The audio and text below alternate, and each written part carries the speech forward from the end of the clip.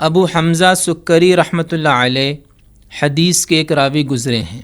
سکر عربی زبان میں چینی یا شکر کو کہتے ہیں۔ ان کے تذکرہ نگاروں نے لکھا ہے کہ انہیں سکری اس لیے کہا جاتا تھا کہ ان کی باتیں، ان کا لہجہ اور ان کا انداز گفتگو بڑا دلکش اور شیریں تھا۔ جب وہ بات کرتے تو سننے والا ان کی باتوں میں محو ہو جاتا تھا۔ وہ بغداد شہر کے ایک محلے میں رہتے تھے۔ کچھ عرصے کے بعد انہوں نے اپنا مکان بیچ کر کسی دوسرے محلے میں منتقل ہونے کا ارادہ کیا۔ خریدار سے معاملہ بھی تقریباً طے ہو گیا۔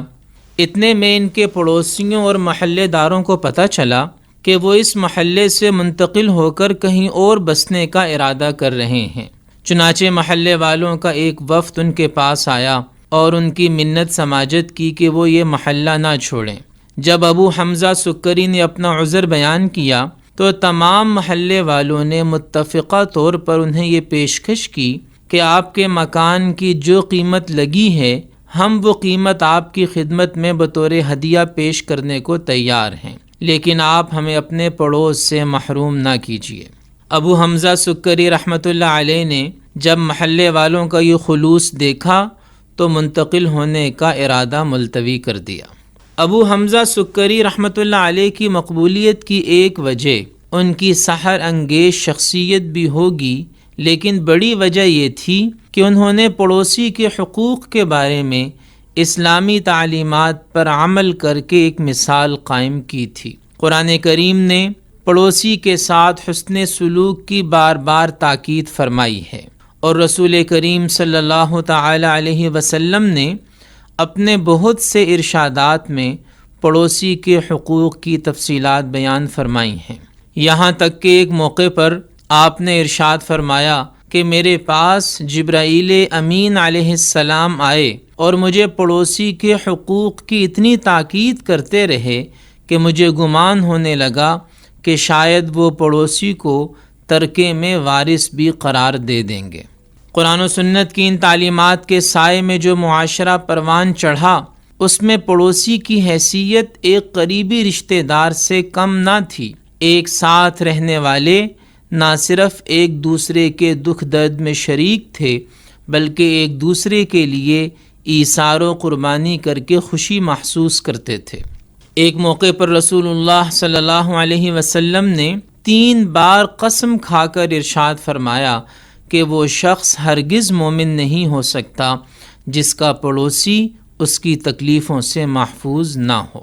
جدید شہری زندگی نے جہاں ہماری بہت سی قدریں بدل ڈالی ہیں، وہاں پڑوس کی اہمیت کا تصور بھی بری طرح دھندلا دیا ہے۔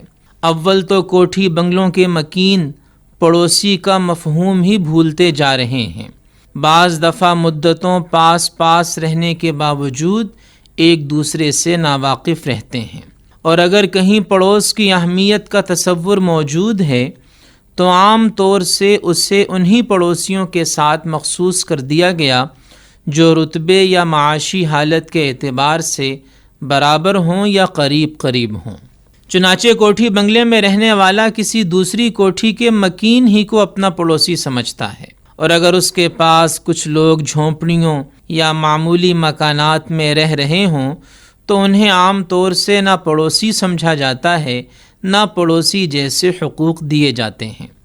ایسا بہت کم دیکھا گیا ہے کہ کسی عالی شان بنگلے میں رہنے والا اپنے قریب کسی جھونپڑی والے کی خبرگیری، بیمار پرسی یا محض ملاقات کے لیے جاتا ہو، حالانکہ ایسے پڑوسی ایثار اور محبت کے زیادہ مستحق ہیں۔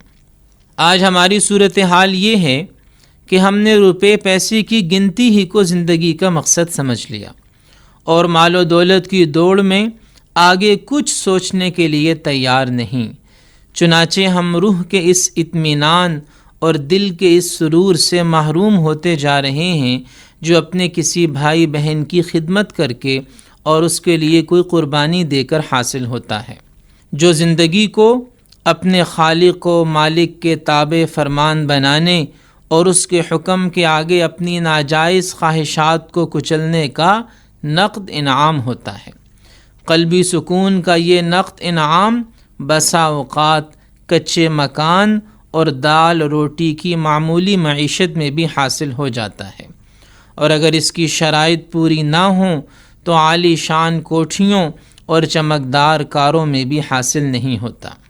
کوئی شک نہیں کہ آج کی شہری زندگی بہت مصروف ہو گئی ہے، لیکن یہ مصروفیت زیادہ تر روپے پیسے کی گنتی بڑھانے کے لیے ہے۔ لہٰذا اگر سکون قلب بھی کوئی حقیقی نعمت ہے جسے حاصل کرنے کی فکر کی جائے تو انہی مصروفیتوں میں سے تھوڑا سا وقت اس کام کے لیے بھی نکالنا پڑے گا، جس میں اپنے آس پاس بسنے والوں کی زندگی میں دیکھا جائے اور ان کے دکھ درد کو دور کرنے کی کوئی امکانی صورت تلاش کی جا سکے۔ 24 گھنٹے کی مصروفیات میں سے نکالے ہوئے یہ چند لمحات جو اس کام میں خرچ ہوں گے، انشاءاللہ وہ کام کر جائیں گے جو دن بھر کی بھاگ دوڑ سے حاصل ہونے والی روپے کی ریل پیل انجام نہیں دے سکتی۔ This program is the sole property of Pakistan Broadcasting Corporation, Islamabad. Piracy in this regard is illegal.